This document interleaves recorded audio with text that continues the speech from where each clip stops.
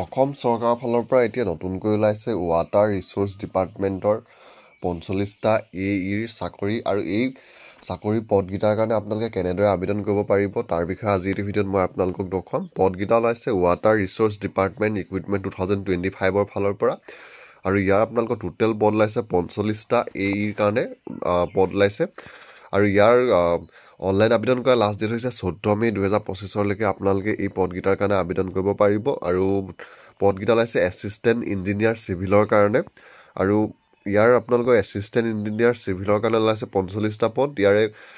URৰ কাৰণে আছে 5টা, SCৰ কাৰণে আছে 7টা, STPৰ কাৰণে আছে 5টা, STHৰ কাৰণে আছে 4টা পদ আৰু OBC MOBCৰ কাৰণে আছে 24টা পদ আৰু দৰমহাটো থাকিব আপোনালোকৰ এই পদকেইটাত 30,000 পৰা 1,10,000 পৰ্যন্ত। গ্ৰেড পে থাকিব 12,700 টকা আৰু আবেদন কৰিবলৈ হ'লে আপোনালোকে অসমৰ স্থায়ী বাসিন্দা হ'ব লাগিব। তাৰ উপৰি এমপ্লয়মেণ্ট এক্সচেঞ্জৰ যোনটো ৰেজিষ্ট্ৰেশ্যন হয় সেই ৰেজিষ্ট্ৰেশ্যনটো থাকিব লাগিব, তেতিয়াহে আপোনালোকে আবেদন কৰিব পাৰিব। এজ লিমিটটো ধৰি দিছে 21 বছৰৰ পৰা আপোনালোকে 48 বছৰ বয়সলৈকে আবেদন কৰিব পাৰিব আৰু যদিহে SC বা ST হয় ধৰি দিয়া বয়সতকৈ আপোনালোকে 5 বছৰ বেছি হ'লেও পাৰিব আৰু OBC MOBC হ'লে 3 বছৰ বেছি হ'লেও পাৰিব আৰু যদি PWD হয় তেতিয়া আপোনালোকে 10 বছৰ বেছি হ'লেও আবেদন কৰিব পাৰিব।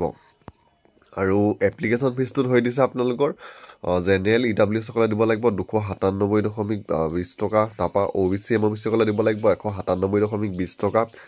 SC ST BPL আৰু PWD সকলে দিব লাগিব 47.20 টকা। পে'মেণ্ট মোডটো আপোনালোকে অনলাইন যোগে কৰিব পাৰিব আৰু বৰ্তমান ইয়াৰ যি অনলাইন এপ্লাই সেয়া আৰম্ভ হ'ব 15 এপ্ৰিল 2025ৰ পৰা আৰু লাষ্ট ডেটটো হৈছে 24 মে। আপোনালোকে 15 এপ্ৰিলৰ পৰা ইয়াৰ যোনটো অফিচিয়েল ৱেবছাইট আছে ৱাটাৰ ৰিচোৰ্চ ৰিক্ৰুইটমেণ্ট 2025ৰ ফালৰ পৰা ওলোৱা পদকেইটাৰ কাৰণে আবেদন কৰিবলৈ আপোনালোকে